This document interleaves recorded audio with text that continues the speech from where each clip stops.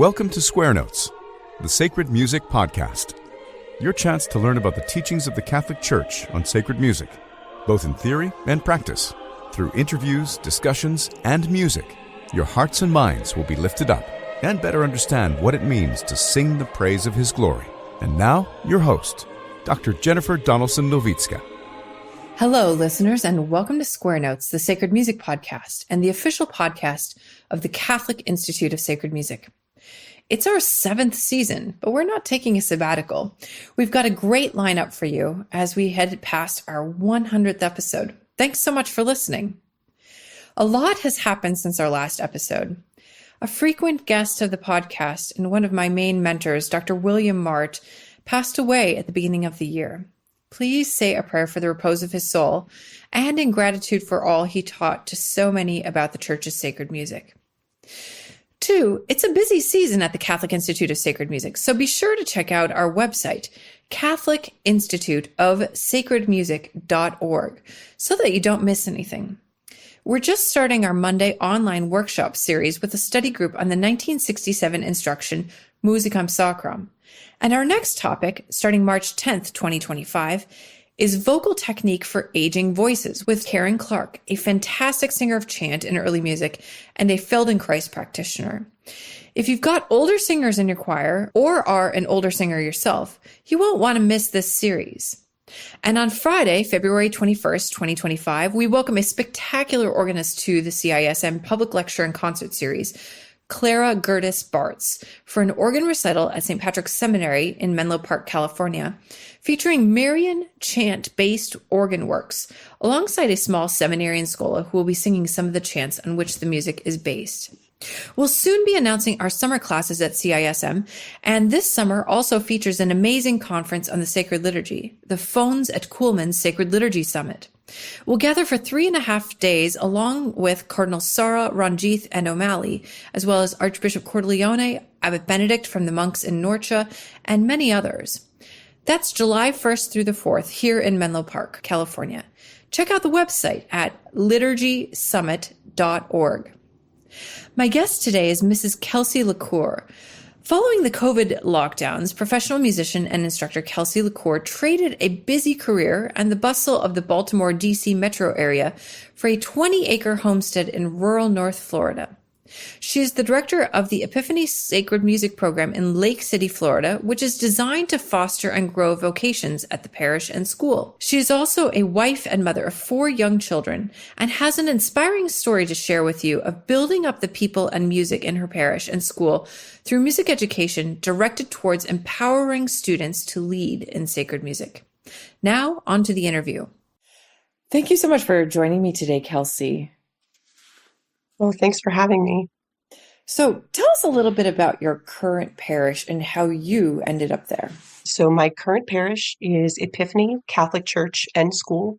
It's located in Lake City, Florida, which is a moderate-sized town in rural north central Florida, roughly halfway between Jacksonville and Tallahassee. You go on 10 right across the top. The population in Lake City is mostly blue-collar, an older population with lots of veterans, so lots of retired military. The largest employers in the area are the prison system. We have lots of employees who also come from farms, so lots of immigrants. And then we also have a large population that's employed on meat processing facilities in the rural areas surrounding Lake City. Other than that, it's mostly a run-of-the-mill Novus Ordo parish, the kind of parish where when I go back to visit my parents in the suburbs of Chicago, very similar to that, a parish that in the mid-90s was prospering. Tons of families, lots of confirmations, lots of baptisms, and unfortunately now, rarely if ever, does a baptism and predominantly does funerals. Wow. We originally relocated from Baltimore, D.C. area, where I was a professional musician and a teacher. After living through the COVID pandemic with a large family, including my oldest who is autistic, we realized as a family that we wanted to reprioritize our life. And we started looking for an area with land, low taxes, low regulation on things like homeschooling for my oldest, who needs a lot of time and a lot of room to go out and get wiggly so that he can regulate himself. We also wanted a place that was close enough to a university healthcare system where we could get excellent healthcare for our son. And we wanted a place that was within driving distance of a parish that was not insane, which sounds moderately silly, but for those with families, I'm sure you understand that motivation. We also wanted a parish that had a school attached because I really love Catholic education. And so our daughters attend that school. We ended up buying a 20-acre farm in Gilchrist County, which is within driving distance to the University of Florida, which is an excellent healthcare system, and within driving distance of the parish, Epiphany. We were so lucky to get that. And so when you arrived, what was the lay of the land? What did you see in the hearts of people, and maybe what opportunities you saw for where they could go and what you could contribute to that? When we walked in, one of the things that struck me was the presence of Carmelite nuns, which was so beautiful. We are lucky enough to have a community of Carmelites who work at the school and who also work at the parish and volunteer. At the time, they were helping with the music program, and the music program needed some help. These nuns are so beautiful. You walk into the room and you feel Jesus radiating out of them. Most of them don't speak English, and most of them grew up with a musical system that's closer to the French school with fixed do, where C is always do, but do also means C sharp and also means C double sharp. So transferring to movable do, heaven help us, which is the old church system, or transferring to being able to read modern Western notation was very challenging for them. And some of the hymns that they loved to sing were very complicated in terms of polyphonic rhythm. Everything had a very, very fast rate of change. It's hard to make your fingers move. And none of them had teachers. The whole program was being run by a wonderful woman who is a local vet in town. She owns 2 businesses. But at the time, she was running 2 businesses, helping with a family member who was very ill, and she was absolutely run into the ground.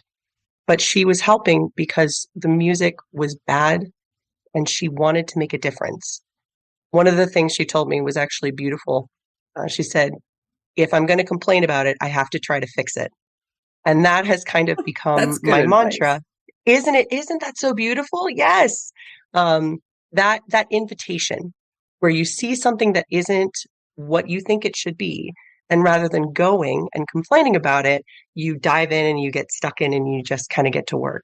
Yeah. And that was the attitude that I kind of took when we got down there. The music wasn't great. And I was 35 weeks pregnant with our 4th child.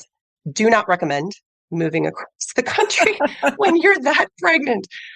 But I looked at my husband and I said, I know I said I wasn't going to do music anymore after we got down here, but I have to help. And he said, go.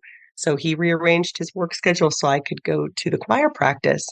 And while I was there, I met Marie, who's so beautiful, and these beautiful Carmelites. And I started to sing, and they turned to me and they said, what did you do before you moved here? And I thought, oh, fudge. Lord, I don't. Oh, no. And I said, I was a music teacher. And they said, great. So when are you going to start running choir? And I got in the car to drive home, which is about an hour away from the parish. And I told my husband, I said, I think I've just been hired as a choir. And he said, that wasn't part of the plan. I said, no, it wasn't. But I ended up volunteering for a year for free and building this program, most of the time wearing my youngest, baby wearing my youngest. So there's videos somewhere on the internet of me singing the Psalms, baby wearing my youngest, or handing him off to the lector as we go up to the ambo to sing the responsorial psalm or do the readings. Yeah. I'm reminded of this cartoon that I saw one time that was about the job identifier. There was this guy walking around saying, that looks like a job for so-and-so. This looks like a job for so-and-so.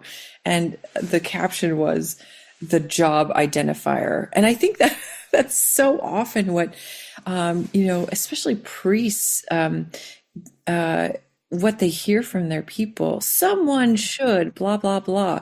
Who's someone? Who is this someone, this magical, mythical someone that obviously exists and is not you, that is going to do this thing that you have designed? Yeah. The need to step in quietly behind the scenes and fix is so prevalent, especially now. I feel like in the parishes where I've grown up, the idea that because I went to church, because I received the Eucharist, because I ticked my boxes, that I get a spiritual pat on the head and get sent home, and that there's no ownership beyond that. That's anathema. That's the death knell of any church, because God doesn't want that. He doesn't want that kind of passive relationship with us. He wants to enter deeply into communion with us and have that kind of not just relationship, but almost coexistence.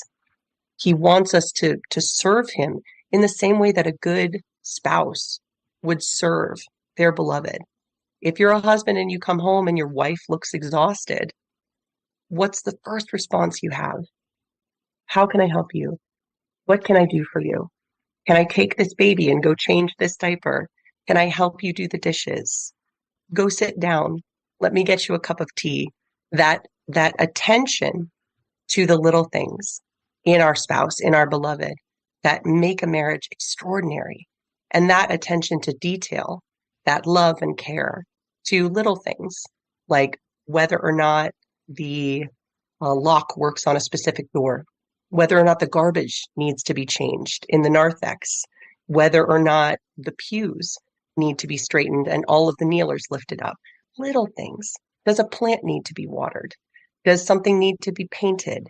Little things that change a parish from the inside out, because you're reorienting how people see the church and the role she has in their life and the way she wants to build them up from the inside out. So, what were your initial conversations with your priest like?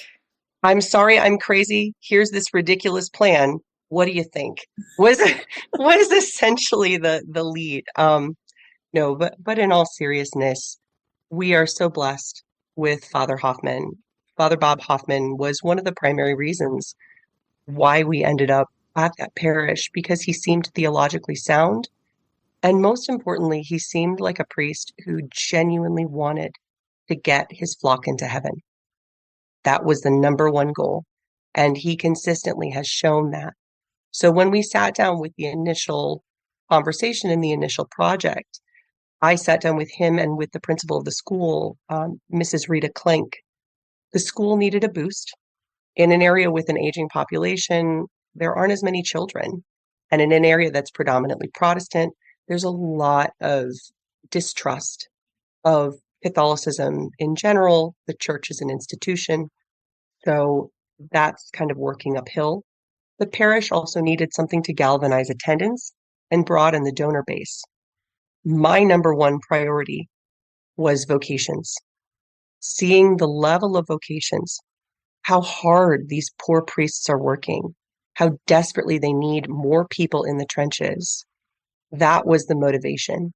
Epiphany, unfortunately, has not had any priestly vocations in the 60 plus years that it's been open. Not a single one.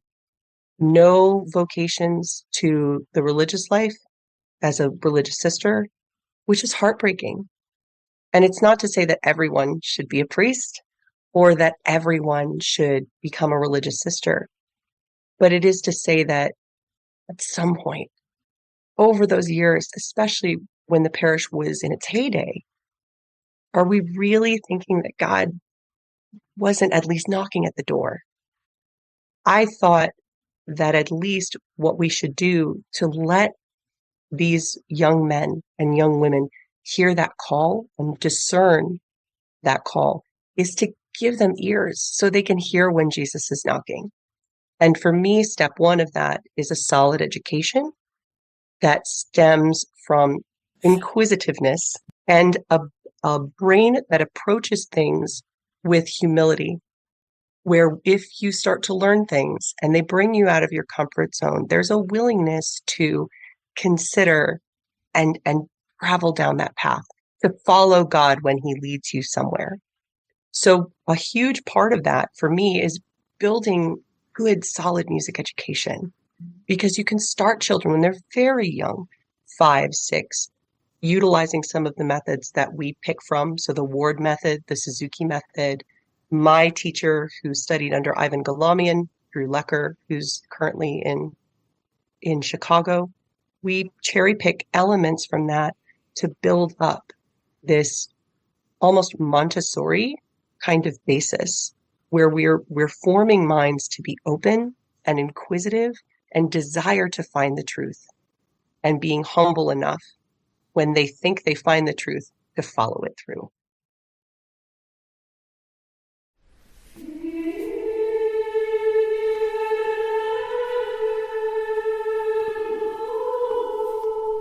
Go to the summit. Join us this summer, July 1st through the 4th, 2025, at St. Patrick's Seminary in Menlo Park, California, for the Fons et Coolman Sacred Liturgy Summit. The summit gathers Catholics who love Christ, the Church, and the Church's sacred liturgical tradition for the solemn celebration of the Mass and Vespers, insightful talks on the sacred liturgy, liturgical formation, and the sacred liturgical arts, and fellowship to build fraternal bonds through which the clergy, religious, and lay faithful can support the Church and one another in their promotion of the sacred liturgy. Speakers and celebrants include Cardinals Sarah, Ranjith, and O'Malley, as well as Archbishop Cordileone, Abbot Benedict from the monks in Norcia, and many others. You'll have a chance not only to assist at the sacred liturgy and hear wonderful speakers, but designed to foster conversation amongst attendees and speakers, the summit's schedule features time for shared meals and conversational fora. The fora, moderated by conference hosts, will engage participants, prelates, and clergy in attendance, and summit speakers in discussion about the practicalities of the promotion of the sacred liturgy and liturgical formation in their parishes and schools. Music for the liturgy will be provided by the Catholic Institute of Sacred Music, featuring an all-professional choir from around the country, directed by Professor Christopher Berry and me, Dr. Jennifer Donaldson-Novitska, the director of the Catholic Institute of Sacred Music, and with the assistance of organist Dr. Aaron James. Affordable housing in the area is available, and the conference registration fee includes many meals. More information is available at liturgysummit.org. Don't miss out on this amazing opportunity to be inspired and empowered to promote beautiful sacred liturgy in your area. The summit awaits you. liturgysummit.org.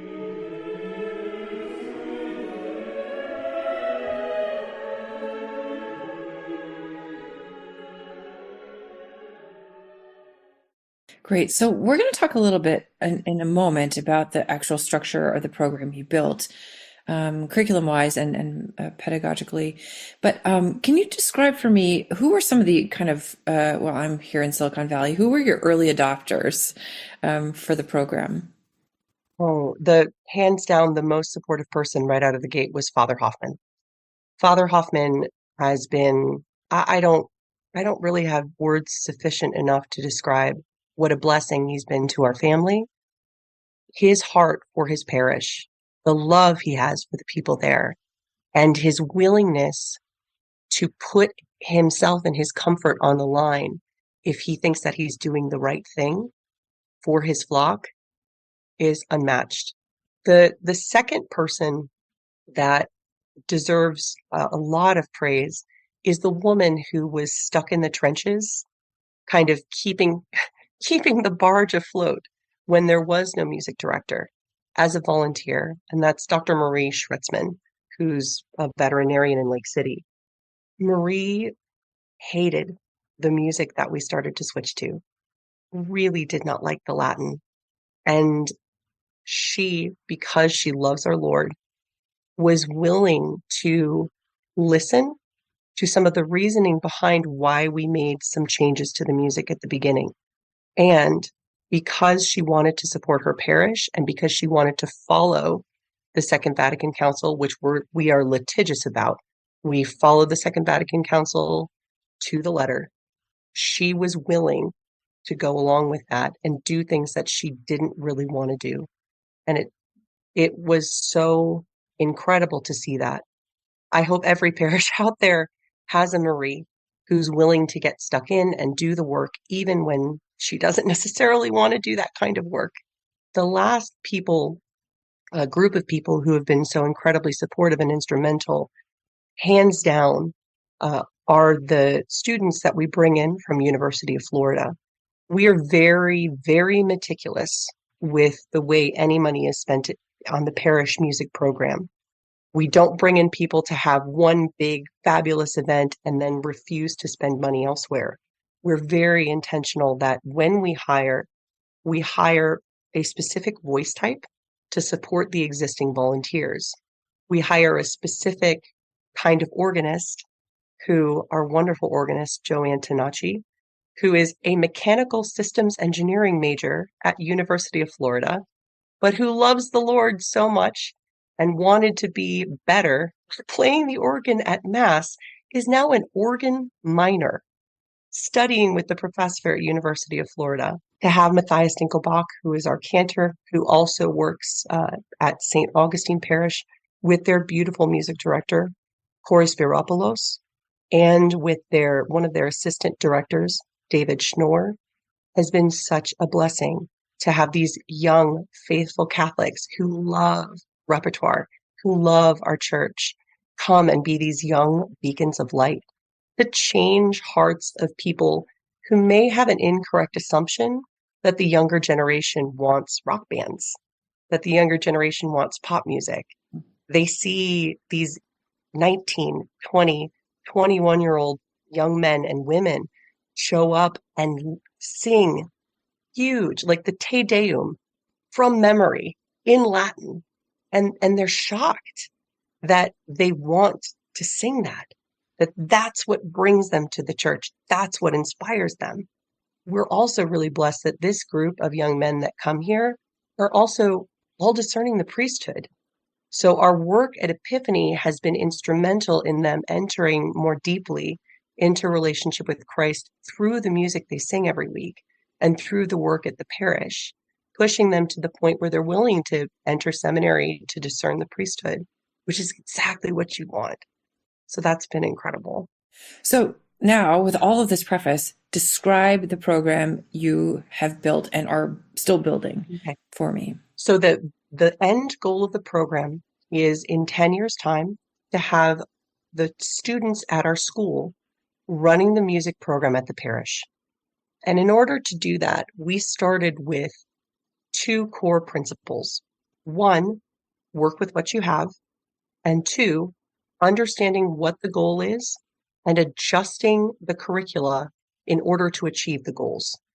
So the first thing that we did was, and again, Father Hoffman being so wonderful and so flexible, acknowledging my limitations as a mom with 4 children.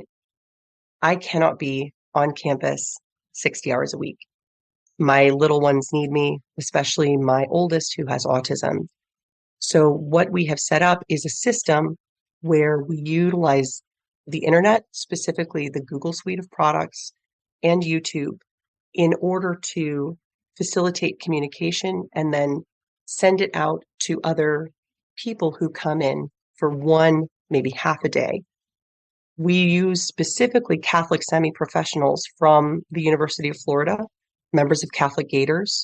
These are students who are at the cusp of beginning their vocation, whether that's discerning going into seminary, whether that's discerning marriage and religious life, and how their major at the school will impact how they treat their vocation specifically, and how all of that will then in turn serve the church. We have people like Joe, our wonderful organist. We have people like Cory, who is instrumental in referring people who can fit specific needs. When they come in, they perform a very niche and specific task. So we have one student who comes in and just teaches private violin lessons. We have one student who just comes in and works with our elite schola. We have one student who plays organ and teaches organ. But it's not one person trying to do all the work, which is key. If you're going to start any kind of program, having more bodies in the trenches to help do battle is always going to be the best possible solution. We also structured our program working with what we have based on the demographic of the parish. Because of the area, a lot of the students at the school do not speak English as a first language. Many of the parents are maybe not illiterate, but have not had formal schooling beyond second or third grade, especially if they're coming from working on the farms. So throwing them in to a program that's comprehensive like Suzuki, where the expectation is that the parents teach the child every day after school, is a lot to ask. So when we structure certain programs, we do it in a way and on a level where we're making sure that we are catering to each of the students and meeting them where they are. For Suzuki violin, we offer that starting in kindergarten, and it's an option, but everything is paid for. And that helps the students that wouldn't have the money otherwise to rent a violin or purchase a violin and pay for. We give these students 5 classes a week. That, I mean, do the math. That's insanely expensive, but the school covers that. So we meet their needs there. In addition to the private and group classes with the Suzuki violins, eventually they'll have chamber music training, polyphonic analysis, and music theory classes. And then they'll also have orchestra when we have enough students. In addition to the Suzuki violin program, we have a school choir where we work with K through 3 and then 4 through 8. Beyond that choir, we have an elite group of students who sing at Mass, and they're the ones that do our more complicated rep. We did selections from Britten's Lessons and Carols, Lalulalo. They also sing specifically with our Carmelite sisters. Some of our Carmelites have beautiful voices. So we have these students who are selected because they have a little higher ability to be surrounded by Carmelites in an environment that's designed specifically to encourage religious vocations, or at least considering those religious vocations. On top of that, we also have group drop-in music classes. Bless Principal Clank, she let me get a little cart with a TV on the front and a massive container of boom whackers.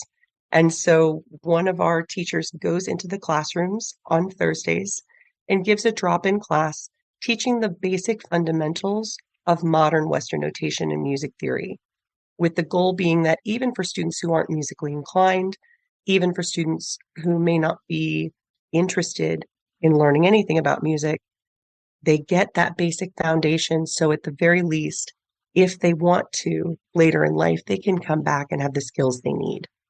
So that's the primary structure of the school. On top of that, we also have an adult choir that I work with who has been absolutely incredible. They're such a fabulous group of humans, and I'm so lucky for that to have them. When we pick things for the adult choir, most of them don't read music. They're just there because they love to sing and they love Jesus, which is the best kind of group of people to work with. We're very careful when we pick our song selection that every song that we sing on a Sunday is curated not only to match the readings and support the existing standing parts of the liturgy, but also that it has a series of recurring themes running throughout.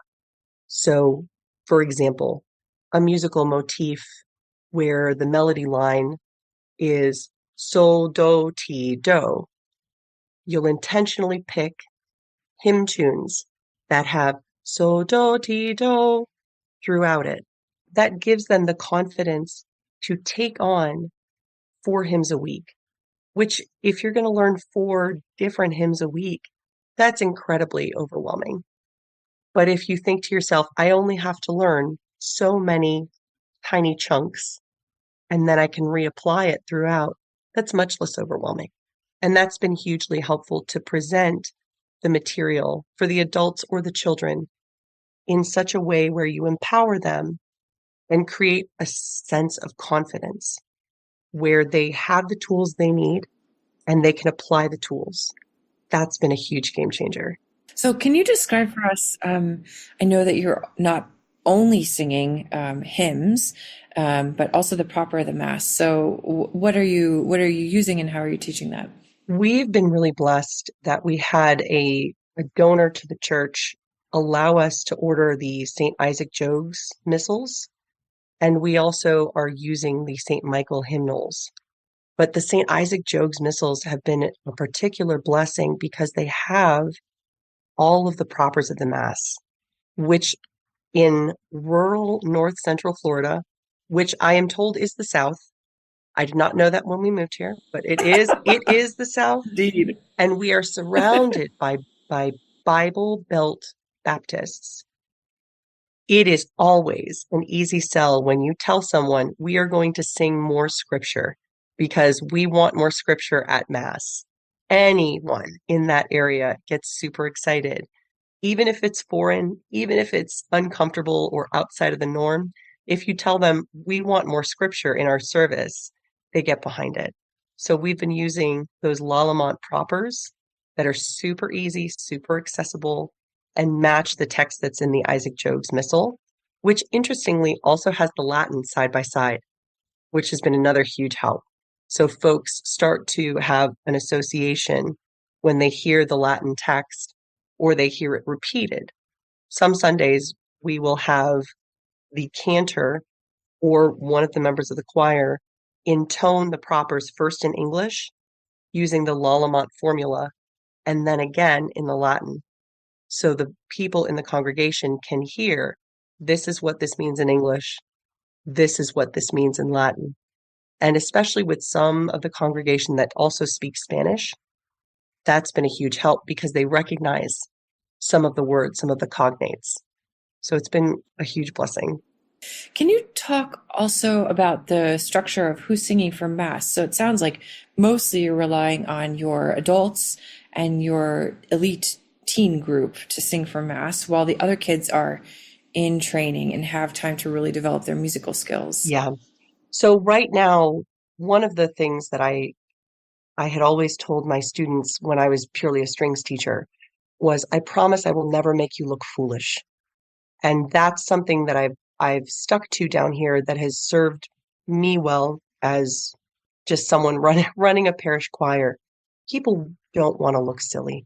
People don't want to be stretched beyond what they can do. And I've found we've had our greatest amount of success with these amateurs. And I say that in the purest sense, people who show up and do it because they love it, not in a dismissive sense. Our amateur choirs, we want to build them up and make them feel confident. We want to encourage them to participate so they sound their best and are relaxed, especially when they're singing. So for now, especially, we rely on the adult choir, and then we rely on the schola. And then we have our wonderful people that we bring in from UF, our semi-professionals, fill in the gaps. I would much rather have gaps filled in so that the volunteers, when they come, they're confident, they're calm, they're on point, they're at their best, because no one wants to sing in a choir that sounds bad. No one wants to look foolish. So we use those resources to build up the choir so that we can attract other singers. And it's been a huge help. We started with 4 or 5 singers, and now, depending on the week, on Mondays we have choir class. It's open to everyone in the parish. If they come on Monday and they don't want to sing on Sunday, that's fine. We had the school bus driver participating for a while who has a beautiful baritone voice, but having a choir that's noticeably improving and sounding solid every week has given some people the confidence to come to the class and eventually join the choir. So now our average Sunday Mass choir size for the adults is up to 15, which is spectacular. That's great. And so, and your program is still, I mean, it sounds like it's relatively new yet. And so, I mean, it just seems like you really are structuring for the future. And this is also important, when talking with priests, sometimes, priests, when they want to make improvements, they don't really know how much time goes into music education before kids especially can sing at Mass. So, oh, let's start a children's choir and then let's have it singing once a month. Well, I mean, that's a really down the road goal, if you're really going to, that's a lot of music education that goes into making them capable of singing once a month, especially if you have only occasional classes. But obviously you've built something that has more than occasional classes, but it's great to have a priest that is supportive for the long term. If I had to give anybody one piece of advice in terms of one change that they could make, acknowledging that at my core, I'm a violist, right? So this is coming from someone who's a classical violist. I can play Beethoven, but that's my primary wheelhouse. But as a mom and as a Catholic who's at a regular Novus Ordo parish, the biggest and most fruitful change we've had is instituting that after every communion antiphon, we end, and before the period of silence, we all sing together the Salve Regina. And that has been the single thing that has changed our parish, top to bottom, young to old, every person, every stage in life. They all sing now the Salve Regina. And I know technically you're supposed to do different Marian antiphons for different seasons, but that familiarity and specifically the pedagogical building blocks that come from that specific chant has changed our entire parish. We have people who, bless it, a year and a half ago would have rather left our parish than have to sing Latin, now sitting in the front row of our parish, singing it by heart. It's extraordinary.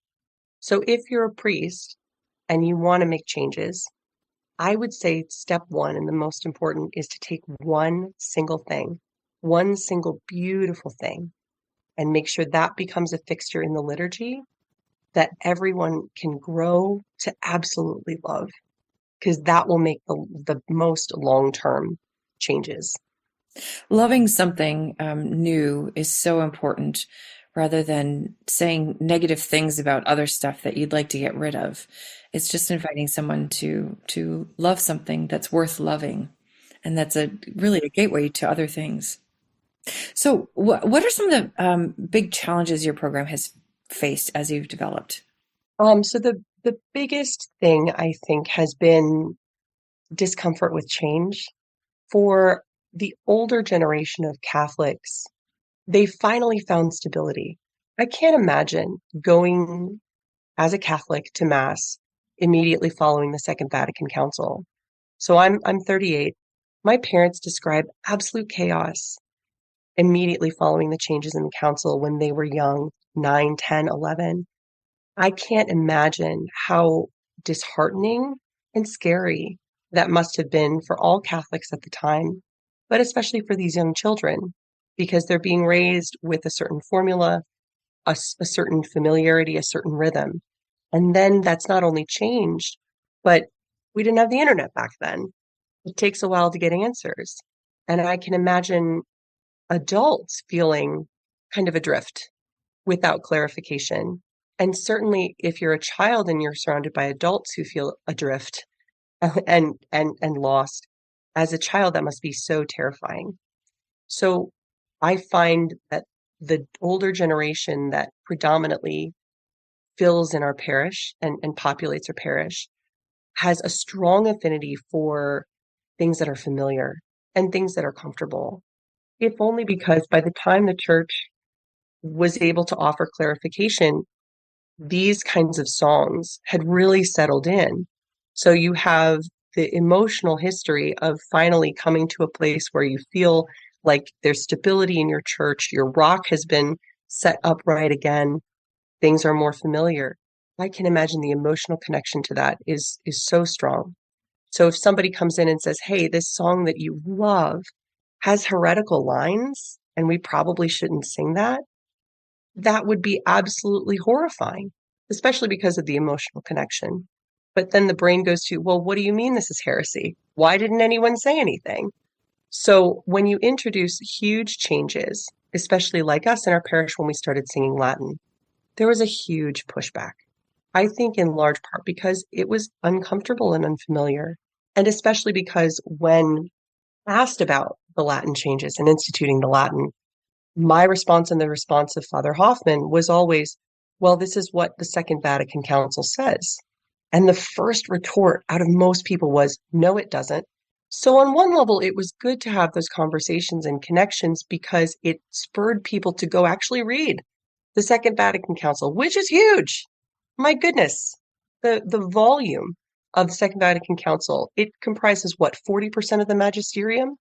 I'm not sure about that. I've never My, run the I numbers. mean, it's shocking. The volume of pages, in terms of pages, it supposedly makes up a ridiculous percentage of the magisterium. So it's been beautiful on one level when you talk to people to say, I'm so sorry, here it is, and to hand them Musica Sacrae and show them the paragraph that says we need to do the Latin, and then to be able to accompany them. The next challenge that we came across was specifically trusting God. It's scary. Making any changes at a parish is scary. And especially for when you're making radical changes. New missal for us, new hymnal for us. Actually having a music program at the school was new for us.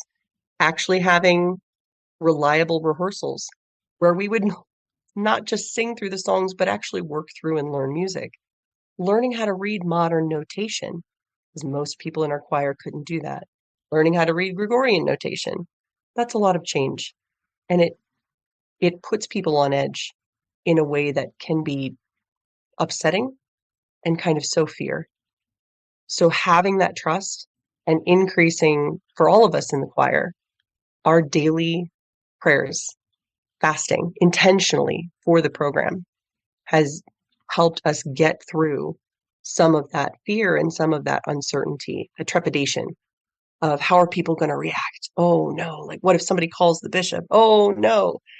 But trusting that if you're doing what God asks you to do, if you're doing what it says on the box, it might be rocky, it might get scary, but if you follow him and you cling to him, it'll be okay. And he'll put you where you need to be. So, can I ask you also a question just about structuring the funding for this? How did you do it? Well, I worked for free for a year. So that was a huge help. And bless my husband. My husband goes right to heaven. No purgatory for him. He was wonderful and would do things like rearrange his work schedule, drive an hour out of his way to meet us at the parish so that he could then take the children home, picking up gigs so that we could financially make things work for our family. The other thing was our family was also contributing, especially in the first year, to cover the cost of bringing in a lot of these UF musicians, which definitely helped. Beyond that, one of the positive fruits that we've seen is mass attendance is up significantly. You can actually see in the videos on YouTube doing the side-by-side comparison of even just the 10:30 mass because our music now is so much better, with all due respect to the neighboring parishes in the area, because our music is so much better and so improved. People now travel to come to our parish. We've had Catholics who stopped going to Mass now realize, even if they were going to a Protestant church, now hear that our music is better, start to come back. The RCIA group is up. Attendance at the school is up. We've had people attracted to the school, which has increased overall numbers and helped relieve the financial burden on the parish. The last thing is we have one donor who was incredibly generous and has made it possible now that I can have a salary, for which I'm incredibly grateful. But generally speaking, having that initial sacrifice up front was what made the parish pulling this off possible. Having that sacrifice and not just from me. I shouldn't forgive me, I shouldn't just talk about myself. The sacrifice from our volunteers. And frankly, the sacrifice from the people who were there before me. Marie making that sacrifice, the sisters making that sacrifice and helping to carry it along. That kind of sacrificial love is contagious. And when they see one person sacrificing, most people are decent humans. They don't like to see somebody sacrifice too much. They want to help. They want to, get stuck in. So that's been a huge way that financially we've been able to manage because people are willing to make sacrifices because they love the parish and they love the church. So, Could you give a little bit of advice for someone else who might like to build something similar, like maybe, you from a few years ago? What are some things you wish you had known? I would say the most important thing, step one is pray. And that sounds really dumb, but pray. And if you're married, pray with your spouse. Um, Anytime someone does something positive for the church, anytime anybody makes a positive change, immediately Satan does not like it. And you'll immediately see pushback. And that's not to say that everyone is demonically possessed or, that any resistance is an indication of the influence of Satan. Not at all.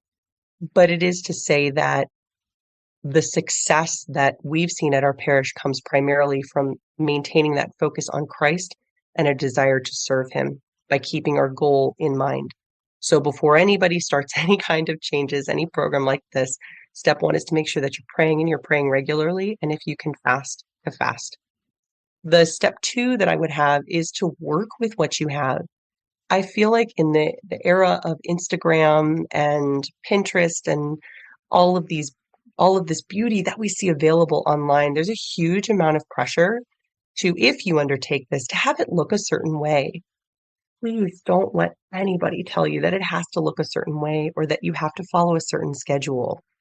Take a lay of the land, see what resources you have, and then work from there so that you work with primarily within your resources that are available. And God will provide the rest as you follow his plan. The next piece of advice would probably be making sure that you know your goals and that you routinely check back in on those goals.